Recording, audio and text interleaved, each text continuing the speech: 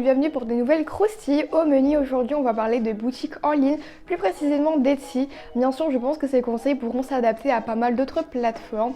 Je vais commencer par vous poser les questions essentielles à se demander avant la création d'une boutique sur internet. Par la suite, on va suivre avec des petits conseils et on va finir avec l'emballage, le budget, qu'est-ce que ça nous prend pour faire des beaux packaging. La première question à se demander, c'est pourquoi. Pourquoi est-ce que je veux commencer une boutique sur internet? Est-ce que c'est sous l'influence? Est-ce que c'est un objectif personnel?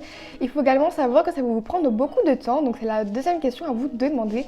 Est-ce que j'ai le temps et l'énergie à consacrer afin de réaliser des créations? Surtout si c'est quelque chose de nouveau pour vous, par exemple le tricot ou créer des t-shirts, etc., etc. Personnellement, la pâte polymère, ça faisait 4 ans et demi que j'en faisais, donc j'étais pas mal sûre que c'est quelque chose qui me passionnait. Voici pour moi les étapes indispensables afin de créer un produit de A à Z. Il faut que je le cuise. Ensuite, il faut que je le monte, que je le vernisse, que je prenne des photos, que je l'édite. La plupart du temps, j'aime bien rajouter mon petit logo afin que ce soit personnel. Par la suite, je vais aller sur Instagram et publier la photo en mettant le plus d'hashtags possible pour avoir le plus de visibilité possible. Par la suite, je vais bien sûr la mettre sur ma story. Je vais aller sur Etsy et faire une fiche produit dédiée à la création, sachant que je la fais en anglais et en français. Et pour terminer, je vais aller le dire justement sur mon Instagram que j'ai mis un article. Vous voyez, ça demande beaucoup d'énergie, mais moi j'adore ça, donc ça me dérange absolument pas. Donc voilà, ça va prendre en considération tous ces caractères. Encore une fois, je pense que ça va vraiment changer dépendamment de votre création, de votre passion, etc. Mais voici un avant-goût de mon travail. Petite parenthèse, sur mon Instagram, je fais pas mal de vidéos sur le sujet de la pâte polymère, également Etsy. D'ailleurs, très récemment, j'ai fait une mini vidéo où je vous ai présenté comment faire une fiche produit sur Etsy. Donc pour les débutants, si on n'est pas encore à l'aise avec l'application. Mais également, il y a au menu beaucoup plus. Donc par exemple, des tutos, Fimo, des créations. La plupart du temps, quand je mets quelque chose sur Etsy, je vous le présente directement, etc., etc. Et aussi en story, je suis super active. Et la troisième question à se poser, je pense que c'est quand même une question primordiale parce que la plupart des personnes ont peur et c'est le budget. Est-ce que je vais avoir un gros budget? Est-ce que dès le début je dois investir pour une caméra? C'est quoi qu'il me faut en fait pour créer une boutique en ligne? Alors n'ayez pas de panique, une caméra n'est pas primordiale, c'est très utile. Mais bien sûr si vous n'en avez pas, il n'y a aucun souci, votre téléphone fera l'affaire. Donc j'ai commencé avec un iPhone 6 et aujourd'hui j'ai un iPhone XR et tous les deux prennent de très très belles photos. Est-ce qu'on a besoin d'une ring light? Donc pas forcément. Après ça va dépendre, est-ce que vous prenez vos photos quand c'est le matin, le soir, et est-ce que vos créations sont grandes? Personnellement elles sont la plupart du temps très petites, donc j'ai une lightbox qui fait très bien l'affaire, donc je vous mettrai le lien de la vidéo revue dessus. Mais si vraiment vos créations sont très demandantes, je pense qu'une ring light serait très recommandée et ça coûte environ 40$, 50$ sur Amazon. Donc je pense encore une fois que le prix est raisonnable. Les applications pour éditer vos photos sont gratuites sur votre téléphone. Donc sur ce côté, pas de panique. Le matériel va dépendre de vos créations. Personnellement, ça faisait environ 5 ans que je faisais la Fimo. Donc j'avais amassé beaucoup de matériel. Mais voilà, ça va dépendre. Est-ce que c'est quelque chose de nouveau pour vous ou est-ce que c'est quelque chose que vous faites depuis quelques années maintenant? Et pour terminer, l'emballage, le budget que vous aurez besoin. Personnellement, je ne fais pas beaucoup de ventes, donc je ne peux pas vraiment investir beaucoup d'argent dessus. Et aussi, il n'y a pas beaucoup de quantité.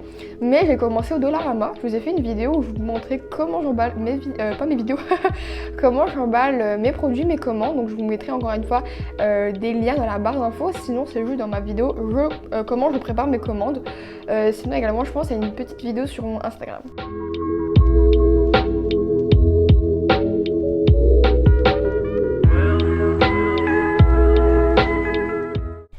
Si votre réponse est oui, voici des petites astuces que j'ai pu amasser pour vous, également que j'utilise au quotidien, qui m'ont quand même aidé à avoir un petit peu plus de visibilité.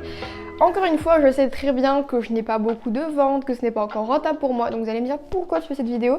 Je parle de la base, je ne suis pas là pour vous parler de comment avoir des millions de dollars à la fin de l'année, parce que encore une fois, ce n'est pas un objectif réalisé. Donc je pourrais pas parler de ce que je ne connais pas, mais justement je parle du début, et au début, moi je ne connaissais rien du tout à une boutique en ligne. Et donc même si je n'ai pas beaucoup de ventes, j'ai quand même acquis un petit peu d'expérience que je voulais vous partager, espérant que ce sera utile. Avoir des cartes de visite dès le début de votre boutique sera super primordial et important Je l'ai pas fait malheureusement, mais je pense que c'est vraiment une bêtise de ma part. J'aurais dû les faire et justement il y a Vistaprint, c'est maximum 20 €, je pense que c'est vraiment pas cher. Et vous avez une centaine et la qualité est très jolie, donc justement je vais les faire, je vais me rattraper. Mais voilà, ne jamais sous-estimer le pouvoir d'une carte de visite parce que premièrement, j'avais remarqué que pour mes brocantes, les gens étaient très déçus que j'en ai pas. Et deuxièmement, ça va apporter plus de visibilité sur vos autres comptes, par exemple Instagram, Pinterest, votre chaîne YouTube si vous en avez une, etc. Cette création sera très très bien vue. Voilà, les gens vont vraiment être très curieux, se poser des questions. Oh, il est joli ton collier. Et là, tu vas dire, oh, bah c'est moi qui l'ai fait. Ils vont se dire, ah bon, comment? Et donc là, tu vas leur montrer ton compte Instagram ou ta boutique, etc. Voilà, les gens sont très curieux, donc la plupart du temps, surtout s'ils aiment, ils vont te le dire. Et que ce soit vos amis, votre famille ou juste un inconnu, ça peut toujours vous apporter de la visibilité.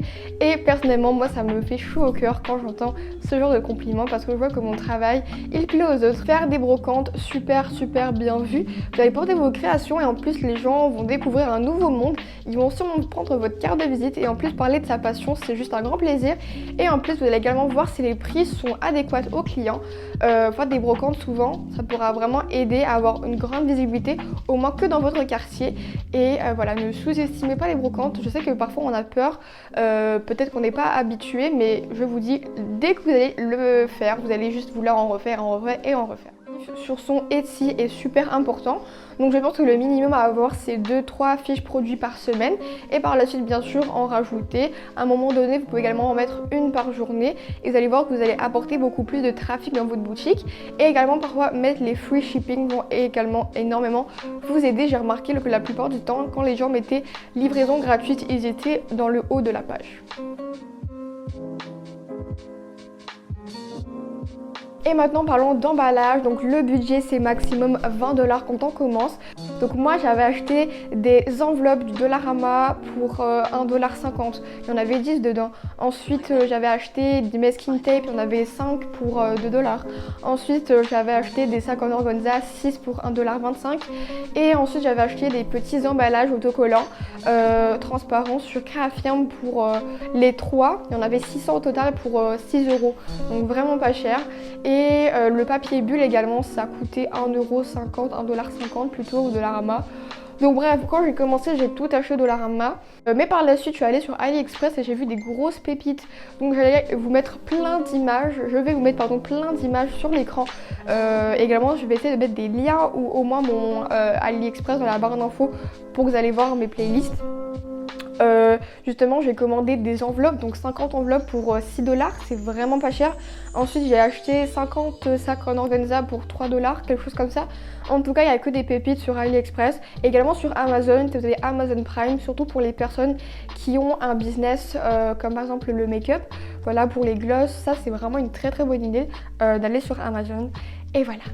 Et voilà, la vidéo touche à sa fin, j'espère sincèrement qu'elle vous aura aidé. Si c'est le cas, n'hésitez pas à me le faire savoir dans les commentaires. On se retrouve très prochainement pour de nouvelles vidéos. Bisous!